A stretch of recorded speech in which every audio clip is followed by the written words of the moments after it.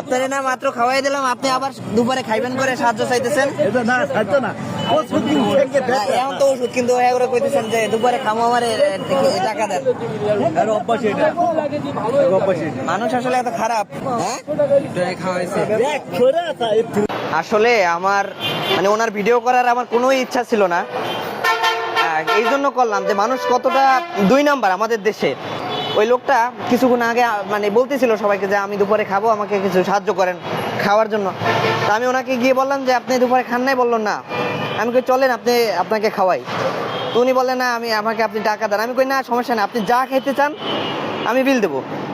আমি আসলে সাধারণ একজন স্টুডেন্ট, আমার অত টাকা, কিন্তু আজকে তাকে খাওয়াইতে পারার মতো এতটুকু সামর্থ্য আমার ছিল। আমি তাকে বললাম যে আপনি খান। তো একটা পর্যায়ে সে চলে গেল, সে টাকাই নেবে, মানে তাকে আমি বসিয়ে খাওয়াবো সেটা সে ইচ্ছুক না। পরে সে চলে গেল, পরে চিন্তা করলো যে তাও খাইলে তো ভালোই। যাই হোক, সেই চিন্তা করে উনি আবার ফিরে আসলো যে আচ্ছা ঠিক আছে আমাকে খাওয়ান। ওনাকে নিয়ে গেলাম একটা হোটেলে।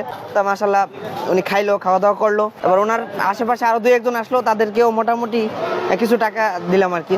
উনি খাওয়ার পরে পেট ভরে খাইছে মাশাআল্লাহ। আমি ওনাকে ফলো করছিলাম, কিন্তু উনি এটা বুঝতে পারে নাই।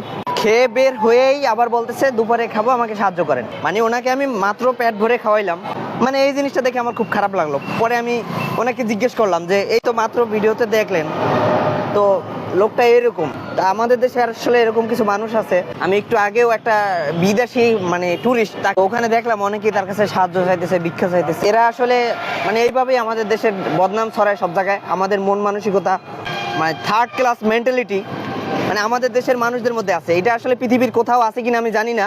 এগুলো খুবই জঘন্য, দুঃখজনক।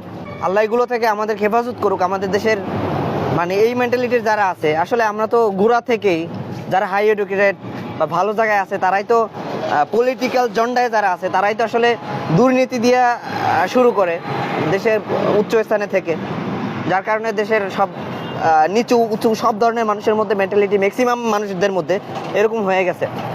যাই হোক, আল্লাহ আমাদের এই অসুস্থ মানসিকতা থেকে সুস্থ করুক। সবাই ভালো থাকবেন। সবার জন্য অনেক দোয়া, ভালোবাসা এবং শুভকামনা রইল। আসসালামু আলাইকুম।